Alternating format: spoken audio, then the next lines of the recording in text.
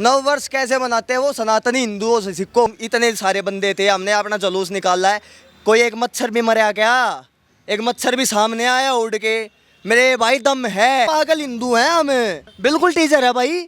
अरे हम तो चिल्ला चिल्ला के बोल रहे हैं 2024 के अंदर 14 जनवरी मकर संक्रांति का दिन भव्य श्री राम मंदिर का उद्घाटन होने जा रहा है। आप ये मान लीजिए उस दिन हिंदू राष्ट्र की नींव धरी जाएगी और जब देखेंगे कौन वामपंथी उस टाइम पे निकल के आए। 7 साल के अंदर सभी दूसरे धर्म के वर्गों के लोगों को ये चीजें पता चलेगी कि मोदी और योगी हिंदू राष्ट्र बनाना चाहते हैं देश को। मेरे भाई इसलिए तो कहता हूँ भगवा राज चाहिए देश के अंदर, दिल्ली के अंदर भी योगी चाहिए, है जरूरी है। अगर योगी नहीं आया तो भाई आगे आगे जाके ऐसे पलायन करके यूपी भागना पड़ेगा हमें। वो ये कह रहे हैं कि ये देश सेकुलर है, इस धर्मनिरपेक्ष देश के अंदर कोई सरकार कैसे रामायण का पाठ का आयोजन कर सकती है। जब पिछली सरकारें रहा करती थी वो मस्जिद में जाती गोल टोपी पैर लेती थी, जब सेकुलरिज्म खतरे में नहीं आया क्या? जब हज हाउस बनते हैं 2-2 हजार करोड़ रुपए के, जब दिक्कत नहीं होती। अरे मतलब मक्का जाने के लिए, सऊदी जाने के लिए सब्सिडी मिल जाती है, जब मतलब खर्चा नहीं होता सरकार का।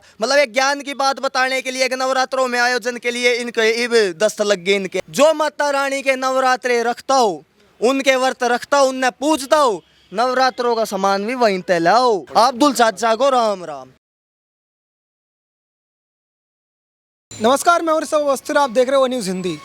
पूरे दुनिया में आज जो है हिंदू नव वर्ष की धूम मची हुई है और तमाम लोग जो हैं हर्षोल्लास से हिंदू नव वर्ष को मना रहे हैं। बजरंग दल नाहरगढ़ की टीम हमारे साथ मौजूद है, इनसे बात करेंगे और आपको दिखाएंगे कि इस नव वर्ष क्या संकल्प और एक क्या संदेश देने की कोशिश है। आप हमारे साथ बने रहिए। सचिन भाई, न्यूज़ हिंदी के चैनल पर बहुत बहुत स्वागत है। बहुत बहुत धन्यवाद। जय श्री राम और हिंदू नववर्ष की सभी सनातनी भाई बहनों को हार्दिक शुभकामनाएं।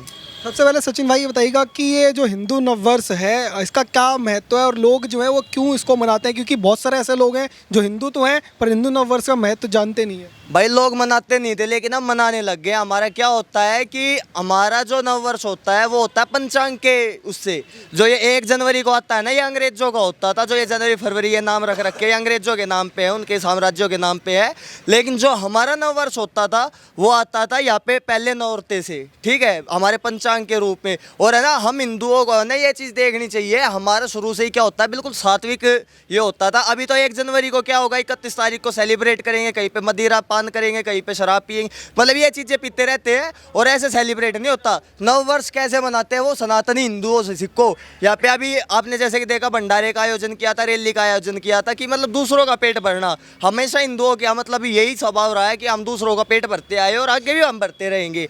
और हमारा मेन कहने का मतलब ये है, जो नव वर्ष होता है उसका असली मतलब होता है बिल्कुल सात्विक बनाना, ना ही कोई मदिरा पान करना, ना ही कहीं मतलब ये मान लीजिए कोई गलत हरकत करना, अपने आराम से भजनों के साथ बहुत ज़्यादा हर्ष उल्लास के साथ अपना नव वर्ष मनाना। इसलिए ये चीज़ें ज़रूरी है भाई। और क्या हुआ, जैसे कि ये मान लीजिए जब से ईस्ट इंडिया कंपनी आई थी, उन्होंने अपना ये एजुकेशन सिस्टम हमारे यहाँ पे डाल दिया था।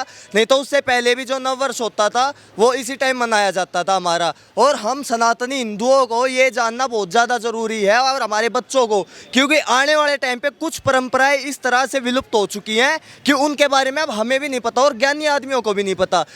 ऐसे ही ये चीज़ें आगे जाके भूल ना जाए हमारे बच्चे। इसलिए हमें अपने जितने भी त्यौहार होते हैं वो बिल्कुल हर्ष उल्लास से मनाने चाहिए। ऋषभ भाई, देखा होगा कि पिछले कुछ साल से जो है हिंदू नव वर्ष का त्यौहार जो है वो और ज़्यादा उसकी चर्चा होती है, सोशल मीडिया पर पोस्ट होती हैं। इससे पहले हिंदू नव वर्ष की जब बात होती थी तो लोग कहते थे कि ये सिर्फ जो है कुछ लोग हैं हिंदुत्व को, कट्टर हिंदुत्व को भी मानते हैं, बस वही उन्हीं लोगों का त्यौहार है, वही लोग मनाते हैं, बाकी पूरी दुनिया सिर्फ 1 जनवरी को ही नव वर्ष मनाती है। हिंदू नव वर्ष नाम की कोई जो चीज़ होती थी ना कोई पोस्ट करता था, लोग दूर ही रहते थे। लेकिन आज पूरी सोशल मीडिया आप देख लो, चाहे लोगों के घर देख लो, सब पे भगवा झंडा जहाँ दिखाई दे रहा है। ये बदलाव कैसे आपको लगता है? ये बदलाव भाई वही बात है, फिर से मैं ये बात बोल रहा हूँ कि जब भगवाधारी आए है ना देश के अंदर, तब ये बदलाव आया। और ये बदलाव आना बहुत ज़्यादा ज़रूरी था। नहीं तो सनातन संस्कृति को सिनेमा के माध्यम से, एक ये मान लीजिए एजुकेशन सिस्टम के माध्यम से और एक पॉलिटिकल माध्यम से बिल्कुल कुचलने की इन्होंने तैयारी कर रखी थी। अब हम तो ये मान लीजिए, हम ये मानते हैं कि हम बाल बाल बचे हैं इन चीज़ों से। और ये जितने भी प्रोपेगेंडा फैलाते हैं ना भाइयों, इन चीज़ों पर अपना ध्यान मत दो, अपने वेदों को मान लो, अपने उपनिषदों को मान लो, ठीक है। और जैसे कि अभी आप देख लीजिए आराम आराम से, अभी तो हमारा नया वर्ष बनना शुरू हुआ है, आराम आराम से हम सारे जितने भी सनातनी भाई बहन हैं, जब जब ये अपने इस प्रोपेगेंडे से जिस दिन बाहर आ जाएंगे ना कि भाई अभी ये बात बताइए, होली पे आ गया कि भाई पानी मत फैलाओ, क्यों मत फैलाओ, जो ईद आओगी उस पर बेजवाना का खून साफ करना था, इसलिए बचाना है वो भाई पानी।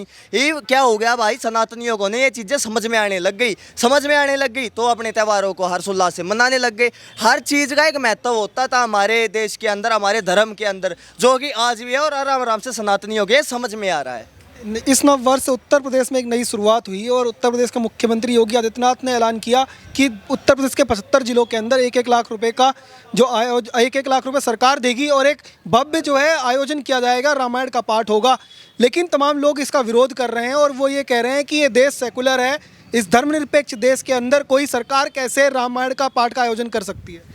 भाई एक बात ये बताइए, जब पिछली सरकारें रहा करती थी वो मस्जिद में जाती गोल टोपी पैर लेती थी, जब सेकुलरिज्म खतरे में नहीं आया क्या? जब रामनवमी के दिन हिंदुओं के ऊपर पथराव होते थे, हिंदुओं की बहन बेटियों को सरेआम उठा लिया जाता था, जब सेकुलरिज्म खतरे में नहीं आया भाई इनका?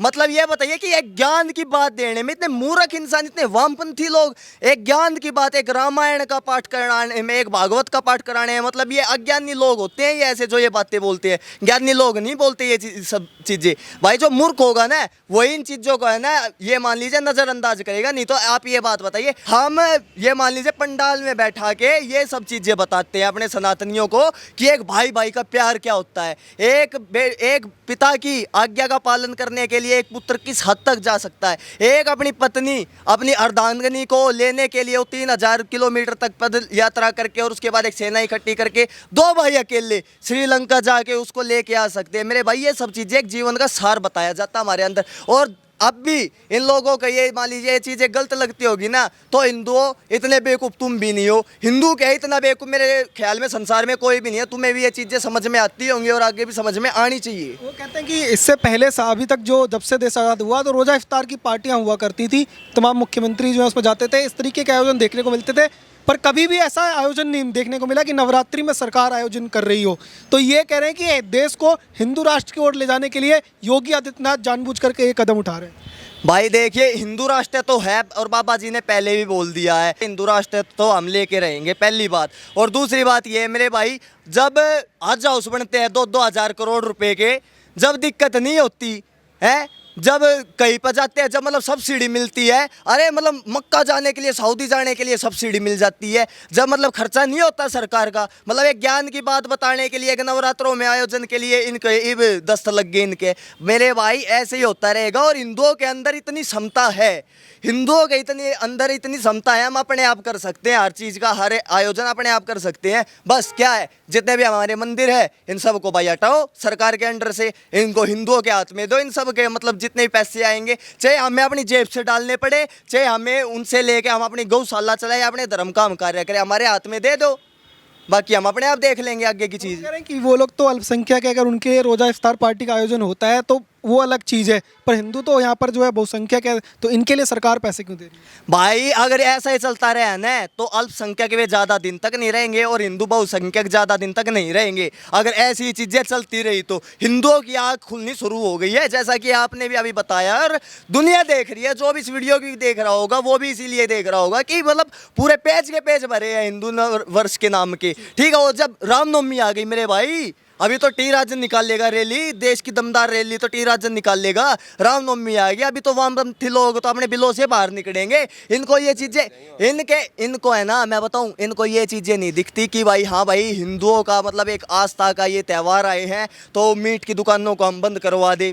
दिल्ली की बता रहा हूँ मैं आपको, नहीं तो दिल्ली में भी तो ऐसा बाबा जी क्या करते हैं, जब कावड़ यात्रा में हम जाते हैं, कावड़ यात्रा में जाते हैं ना, हाईवे के ऊपर कोई भी मांस मदिरा की दुकान खुली नहीं होगी, बाबा जी के सख्त ऑर्डर होते हैं मेरे भाई। इसलिए तो कहता हूँ भगवा राज चाहिए देश के अंदर, दिल्ली के अंदर भी योगी चाहिए, है जरूरी है। अगर योगी नहीं आया तो भाई आगे आगे जाके ऐसे पलायन करके यूपी भागना पड़ेगा हमें। तो कांवड़ यात्रा पे भी सरकार का पैसा जो है लगा करके हेलीकॉप्टर लगा दिए, सरकारी पूरा तंत्र लगा दिया सिर्फ भगवाधारी जो लोग हैं उनके लिए।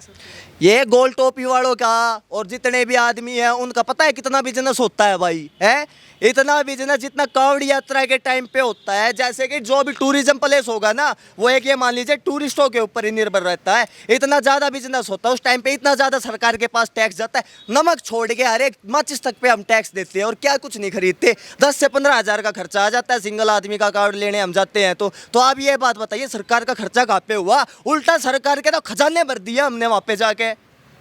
तो लगता है यूपी से जो शुरुआत इस बार हुई है नवरात्र के पावन पर्व पर, ये शुरुआत बाकी जो राज्य हैं वो भी करेंगे और योगी आदित्यनाथ वाला मॉडल दूसरे राज्यों में भी अपनाएंगे? देखिए, कोई राज्य अपनाए या ना अपनाए, हमें इस चीज़ का पूर्ण विश्वास है और ये चीज़ वामपंथियों को भी ज्ञात है। 2024 के अंदर 14 जनवरी मकर संक्रांति का दिन भव्य श्री राम मंदिर का उद्घाटन होने जा रहा है।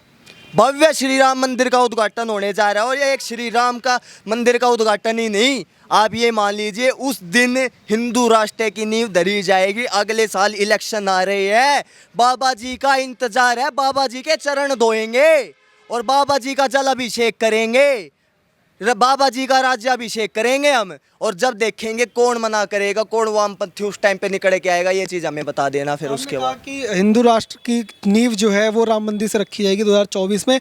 कई लोग जो हैं जो कि ना सिर्फ हिंदू समाज से बल्कि वामपंथी पत्रकार भी अब ये कह रहे हैं कि इस नवरात्र में जो ये आयोजन किया गया सरकार की तरफ से, ये हिंदू राष्ट्र का टीजर है और ये उत्तर प्रदेश से लॉन्च हो गया। आपको ऐसा लगता है? बिल्कुल टीजर है भाई।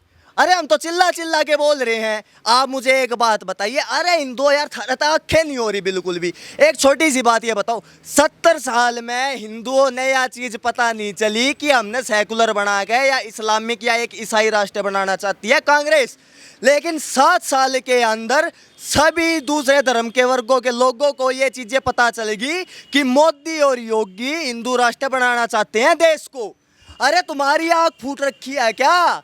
दुश्मनों को, चलो दुश्मन नहीं, जो खिलाफ लोग हैं उनको ये चीज़ें पता चल गई हैं। अरे मेरे भाई, तुम्हारी आँख फूट रखी है क्या? अपनी आँख खोल के देख लो, तुम्हारे साथ कौन है और तुम्हारे खिलाफ कौन है। अरे भाई एक बात और बता दूँ मैं आपने भाई, यह बात मैंने पहले भी बोली थी, यह बात आज मैं दोबारा बोल रहा हूँ। जो माता रानी के नवरात्रे रखता हो, उनके व्रत रखता हो, उनने पूजता हो, नवरात्रों का सामान भी वहीं ते लाओ। ऐसी जगह तो नवरात्रों का सामान या भाई अपने पूजा पाठ का सामान लाने का कोई फायदा नहीं है, जो सुबह तो तुमको नारियल चुन्नी के साथ दे रहा है और शाम को गाय को और भैंसों को इनको काट के, निर्जीवों को, बेजवानों को इनको काट के खा रहा है। तो उसके घर से लाड़े का ये मान लीजिए प्रभु भी, हमारी माता रानी भी, हमारे आराध्य भी इनको मतलब स्वीकार नहीं करेंगे इन चीज़ों को। वो पैसा ही खराब हो रहा है अपना मेरे भाई। तो इन चीज़ों से बाहर निकलो, राम की और शाम की दुकान पर चढ़ो मेरे भाई। अब्दुल चाचा को राम राम, अगर राम राम बोल लेंगे अब्दुल चाचा भी तो चढ़ की देख लेंगे। सचिन भाई ये बताइएगा कि आपने देखा होगा पिछले रामनवमी का जब जुलूस देश भर में निकला, तो चाहे वो राजस्थान और दिल्ली हो और उत्तर प्रदेश की भी कुछ जगहों पर पत्थरबाजी की कोशिशें हुई थी और कई जगहों पर ऐसी घटनाएं कामयाब भी हुई। पर क्या आपको लगता है कि जिस तरीके से पिछले कुछ दिनों से उत्तर प्रदेश के अंदर बुलडोजर मॉडल जो है वो दिख रहा है, लगातार जो है वो घर उनके टूट रहे हैं जिन लोगों ने भी पत्थरबाजी की थी, तो अब इस बार लगता है रामनवमी पे पत्थर उठाने की कोई हिम्मत करेगा? भाई जो पत्थर उठाएगा उसका घर पत्थरों में तब्दील कर देंगे बाबा। और भाई मैं एक बात बताता हूँ, या कहीं ना कहीं हम हिंदुओं की कमी है जो हम पत्थर खाते हैं। जैसे कि आपने अभी कवरेज करी है, हम भी, आप हमारे साथ थे, हम इतने सारे बंदे थे, हमने अपना जुलूस निकाला है, कोई एक मच्छर भी मरा क्या? एक मच्छर भी सामने आया उड़ के? मेरे भाई दम है।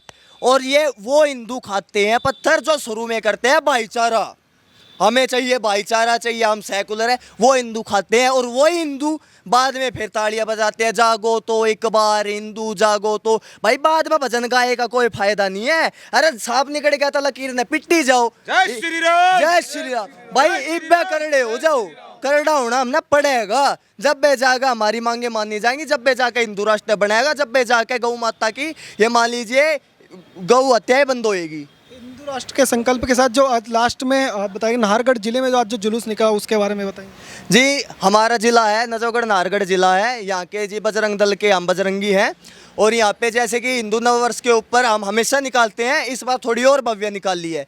यहाँ पे हमने रैलियाँ निकाली है और जैसा कि आपने आगे भी देखा होगा, हमने किसी को कुछ नहीं बोला, लेकिन अपने आप ही गौ मत काट हिंदू आ जाएगा, यह बात मैंने पहले ही बोली थी। जितनी भी मांस मदिरा की दुकानें थी ना, सारी रास्ते में बंद हो गई थी। कहीं पे दिखी आपको? एक भी दिखेगी भी नहीं मेरे भाई। बता दिया ना, पागल हिंदू हैं हम, भगवाधारी हैं। यो मान लीजिए यो भगवा नहीं हो तो हमने नु मान लीजिए अपनी चिता का ऊपर का पल्ला ओढ़ लिया अपने सर पे। पिछली बार से ज़्यादा भी इस बार भीड़ दिख रही थी, तमाम जो है रोड पूरे भरे हुए थे, गाड़ियों पे लोग थे, बाइक्स पे लोग थे, तमाम। सेकुलर हिंदुस्तान के अंदर इंटरव्यू नहीं लेंगे, आप कवरेज करेंगे हिंदुस्तान हिंदू राष्ट्र के अंदर, अगली बार आपकी कवरेज वहाँ पे करवाएंगे, ये वचन है। जय श्री राम। राकेश भाई लगातार ये बात कर रहे हैं कि ये देश जो हिंदू राष्ट्र की ओर जा रहा है, तो बजरंग दल इस नव वर्ष पे क्या संदेश देना चाहेंगे? भाई साहब, सभी हिंदुओं से एक छोटी सी बात कहना चाहूँगा। अभी अपने पास 20 या 19 राज्य बचे हुए हैं जिसमें हम हिंदू बहुसंख्यक हैं।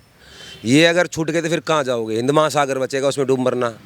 पाकिस्तान अलग हुआ, मुस्लिम देश बना, बांग्लादेश अलग हुआ, मुस्लिम देश बना। उनको हिंदू देश क्यों नहीं बनाया गया, या सेकुलर उनको क्यों नहीं बनाया गया? ठीक है, 1940 तक मात्र 10 या 12 देश थे, आज मुस्लिमों के पास 57 देश हैं। वो कैसे बने? वहाँ पहले कौन था? कहाँ गए वहाँ के लोग? तो ये सब चीज़ सोचने लायक है कि हमें आगे क्या करना है। अभी हम जाग रहे हैं, सभी को साथ मिलकर करके एक आवाज़ के अंदर हिंदू राष्ट्र की मांग करनी चाहिए, और अधिक से अधिक संख्या में जहाँ भी कोई हिंदू कार्य हो रहा है या कोई संगठन कोई इस प्रकार का कार्य कर रहा है, वहाँ पे अधिक से अधिक संख्या में पहुँच कर वहाँ पे सम्मिलित हो। बस यही कहना चाहूँगा भाई। जय श्री राम। तो लगातार बजरंग दल की टीम से बात कर रहे थे, नाहरगढ़ जिले से इन्होंने साफ संदेश दे दिया है कि जो ये हिंदू नववर्ष है, इसको तमाम सनातन समाज के जुड़े हुए लोग जो मना रहे हैं, उससे एक बड़ा संदेश जाएगा। और जो कोशिश लगातार जो विपक्ष के लोग कर रहे हैं कि हिंदुओं को जो पैसा दिया जा रहा है उत्तर प्रदेश के अंदर, उनके त्यौहार मनाए जा रहे हैं, उस पर सवाल उठा रहे हैं, उनको भी एक करारा जवाब यहाँ से दिया। आप देखते रहिए ओ न्यूज़ हिंदी। धन्यवाद। जय हिंद।